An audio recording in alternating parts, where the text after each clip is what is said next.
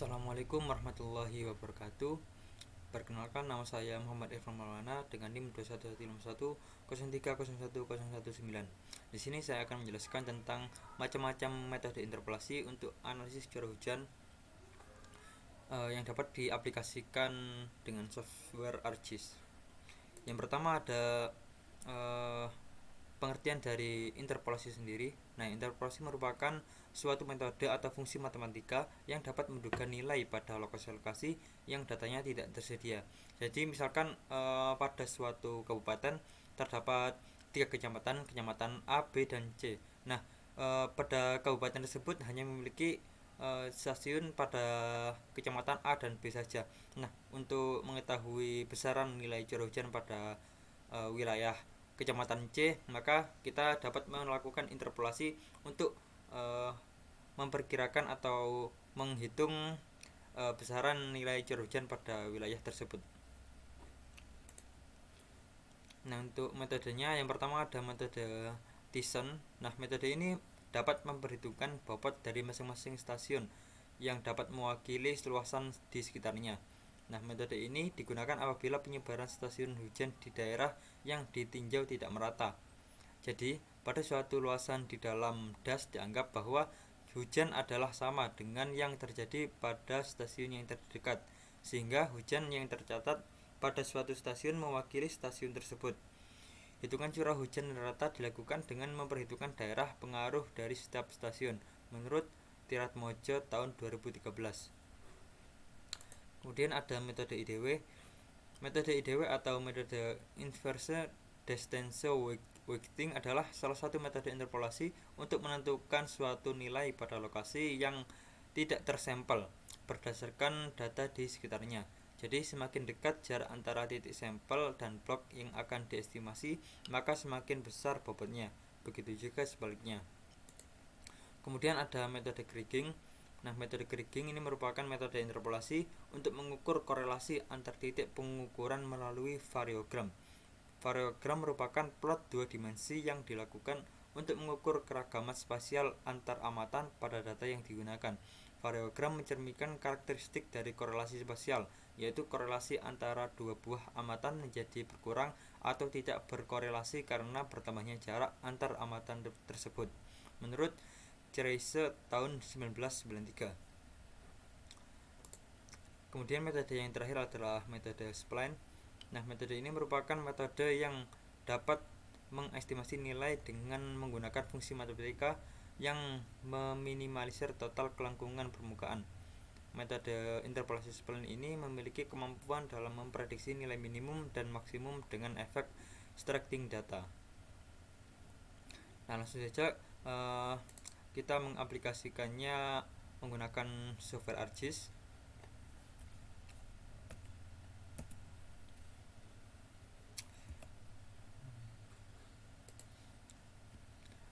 Untuk software ArcGIS yang saya gunakan adalah dengan versi 10.8.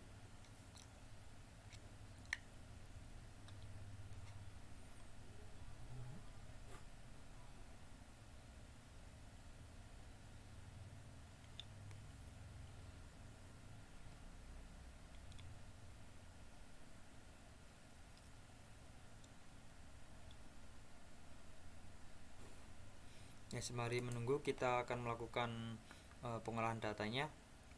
Nah, di sini saya memiliki data curah hujan dari Kabupaten Kebumen.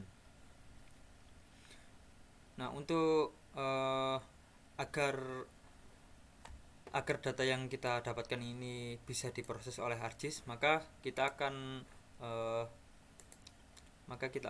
merubah formatnya itu menjadi format CSV atau comma delimited. Nah, ini dilakukan agar dapat dibaca oleh software ArcGIS. Nah, dikarenakan data yang kita peroleh itu memiliki koordinat zona WJS 84, maka kita akan setting WJS 1984. Kemudian kita dapat memasukkan data yang tadi kita peroleh menggunakan add xy data. Kemudian kita pilih filenya tadi itu.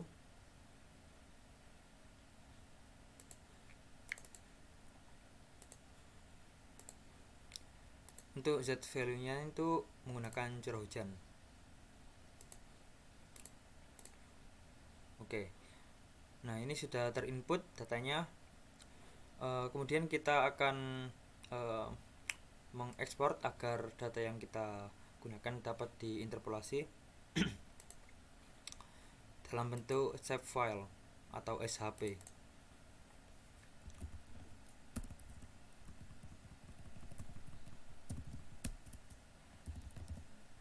Curah hujan Kebumen.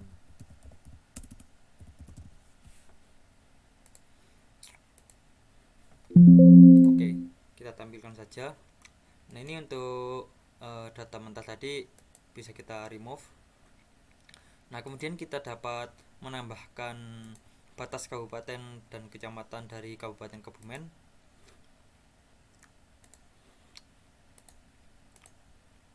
Kita buat no color saja biar kelihatan jelas seperti itu.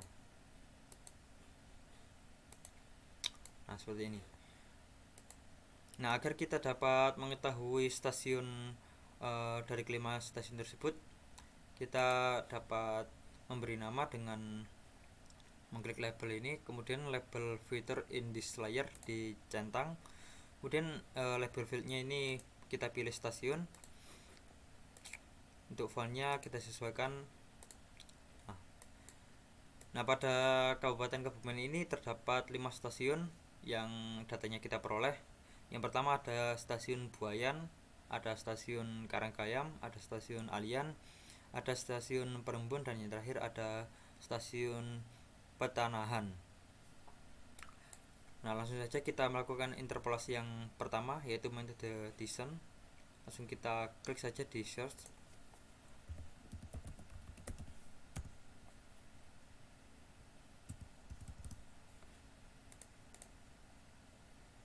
Nah, ini sudah ada. Kita masukkan SHP curah hujan Kebumen tadi.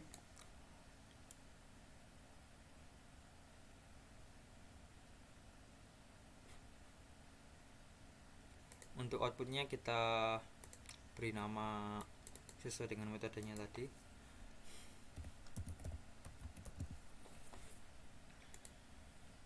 Kemudian kita lakukan environment.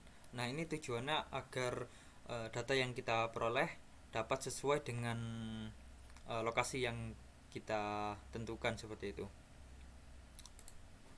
Processing action, kita pilih Kabupaten Kebumen dikarenakan kita akan menyesuaikan dengan wilayah dari Kabupaten Kebumen itu sendiri.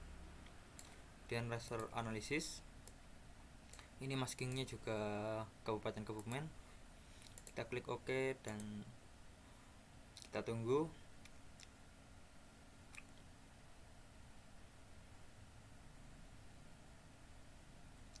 Nah, seperti ini.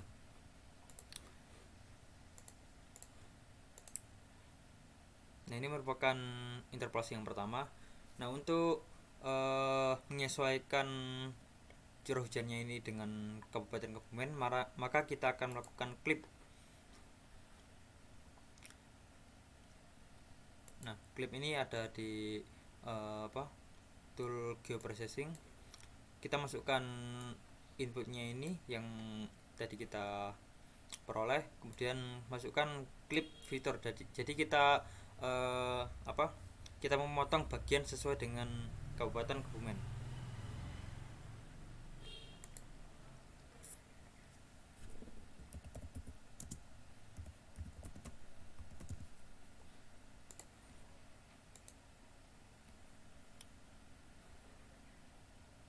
Oke, sudah selesai, kita klip. Jadi wilayahnya itu sesuai dengan Kabupaten Kebumen itu sendiri. Kemudian kita akan menambahkan luasan. Nah, untuk menambah luasan ini kita harus merubah UTM zonanya itu sesuai dengan Kabupaten Kebumen. Nah, kita akan cari tahu UTM zonanya Kabupaten Kebumen itu ada di mana. UTM zona Indonesia.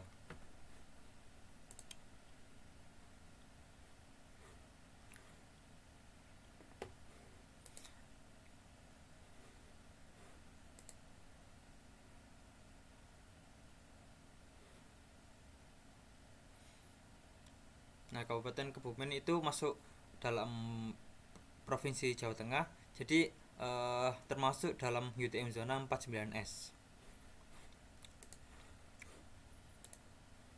Kita akan merubah koordinatnya itu menggunakan tool pada Art Toolbox. Di sini ada data management tools, kemudian kita lakukan project. Nah, ini project, kita masukkan data yang tadi kita peroleh. Untuk outputnya itu kita rubah pada UTM zona 49S. Kita beri nama file juga.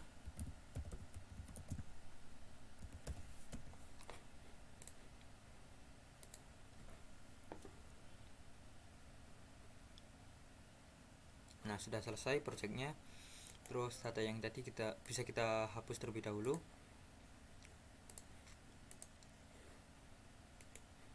Nah, jika sudah dirubah UTM zonanya, maka kita dapat memberikan luasannya. Pertama kita add field terlebih dahulu. Luasnya untuk tipenya itu tipe double. Kita klik OK. Kemudian untuk menambah luasan kita bisa mengklik kalkulator geometri. Nah, untuk luasannya itu biasanya itu menggunakan hektar, jadi kita pilih hektar saja. Nah, seperti ini. Jadi sudah muncul luasannya itu pada setiap daerah. Nah, untuk memunculkan nilai curah hujan, kita bisa melakukan join and relate. Yang pertama ini kita pilih FID. Ini sudah benar menggunakan curah hujan, langsung kita klik OK saja. Nah, jadi sudah masuk curah hujannya itu berapa. Nah, pada poligon yang pertama ini memiliki luasan sekian dengan curah hujan dengan stasiun Buayan dan memiliki curah hujan sebesar 487 mm. Selanjutnya kita bisa mewarnai dengan mengklik properties.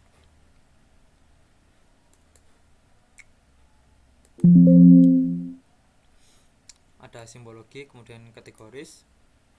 Nah, ini diancentang saja. Untuk value fieldnya ini kita pilih curah hujan, kita add all, kemudian dan OK. Nah, ini bisa kita lihat bahwa curah hujan pada stasiun Buayan itu senilai 487 mm dengan curah hujan tertinggi. Kemudian curah hujan terendah itu berada pada stasiun cuaca Alian dengan nilainya itu 308. Seperti itu. Kemudian lanjut kita akan melakukan interpolasi IDW. Nah, kita dapat melakukan interpolasi tersebut dengan mengklik spatial analysis tool, kemudian ada interpolation. Nah, kita klik IDW. Untuk data curah hujan tadi kita masukkan ke input. Untuk Z value-nya itu kita pilih curah hujan, kemudian kita beri nama. Dikarenakan ini adalah format raster, maka kita nge-save-nya itu dalam bentuk .tif.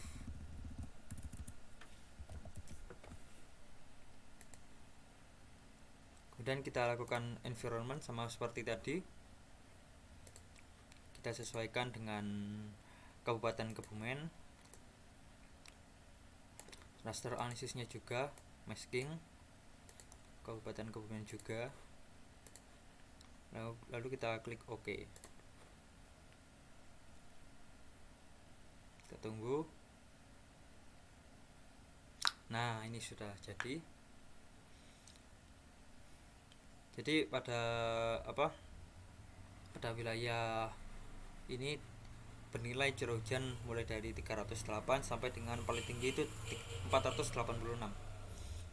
Kemudian kita dapat menambahkan kontur untuk mendapatkan interval dari curah hujannya. Langsung kita search saja di sini.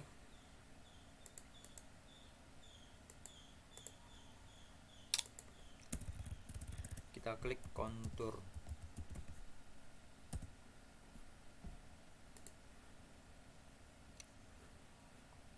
Nah, ini kita masukkan data yang tadi kita olah, input rasternya itu yang ini. Kemudian filenya juga jangan lupa dinamakan. Nah, dikarenakan untuk counter ini sudah SHP, jadi kita tidak perlu menulis .div seperti itu. Kemudian ada control interval. Nah, ini disesuaikan saja. Nah, saya mau intervalnya itu 20 mm.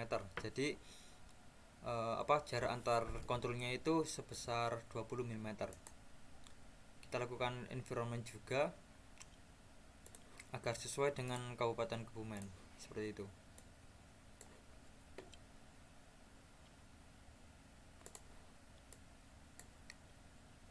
Maskingnya juga kita lakukan Kabupaten Kebumen dan klik OK.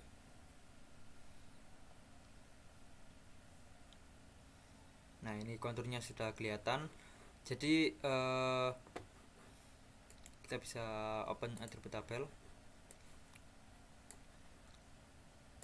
Nah, jadi pada kontur yang pertama ini memiliki curah hujan yang paling tinggi dikarenakan paling dekat dengan stasiun cuaca, seperti pengertian yang saya jelaskan tadi di awal.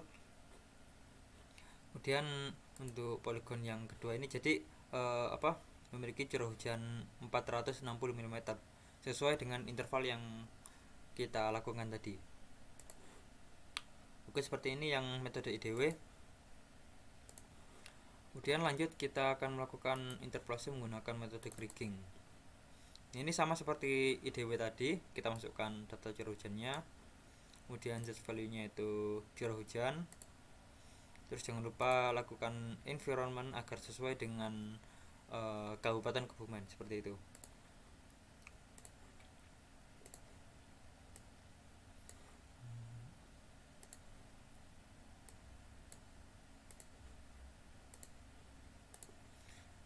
Jangan lupa kita beri penamaan data kriging datif juga dikarenakan ini adalah data raster.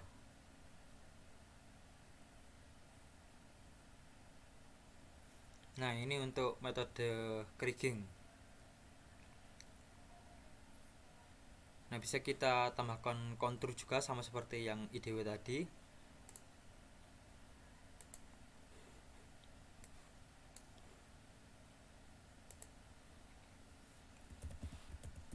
Kontur kriging.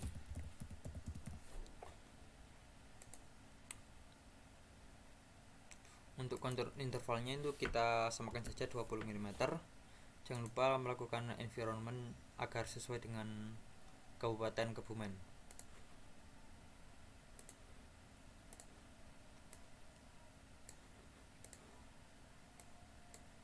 Maskingnya juga Kabupaten Kebumen. Lalu kita klik OK. Nah, ini untuk konturnya sudah kelihatan. Jadi jarak antar kontur ini bernilai sebesar 20 mm. Lanjut kita akan melakukan metode interpolasi yang terakhir, yaitu metode spline.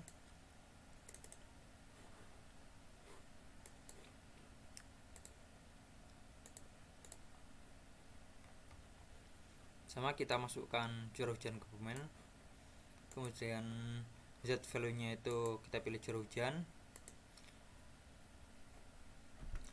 Kemudian jangan lupa di save dalam bentuk .div seperti ini.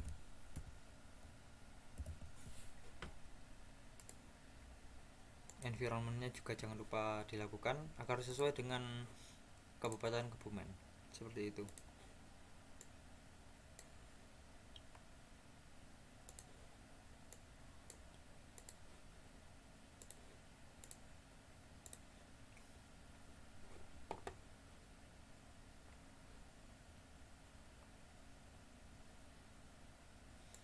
Nah, ini sudah selesai metode spline-nya. Kita lakukan kontur, kita berikan kontur juga sama seperti metode sebelumnya. Metode spline.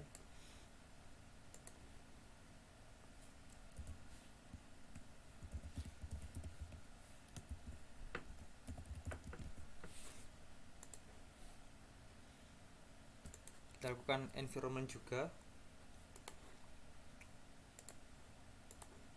agar sesuai dengan Kabupaten Kebumen seperti itu.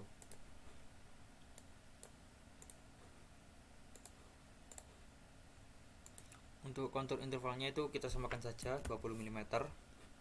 Langsung kita klik OK. Nah, sudah. Ini kontur dari metode spline. Jadi jarak antar kedua kontur ini adalah 20 mm seperti itu. Dan ini merupakan metode interpolasi menggunakan spline, kriging, IDW, dan juga Thyssen. Ini yang Thyssen tadi, kemudian yang spline yang ini. Untuk interpolasi yang kriging yang seperti ini, dan yang IDW itu seperti ini. Nah,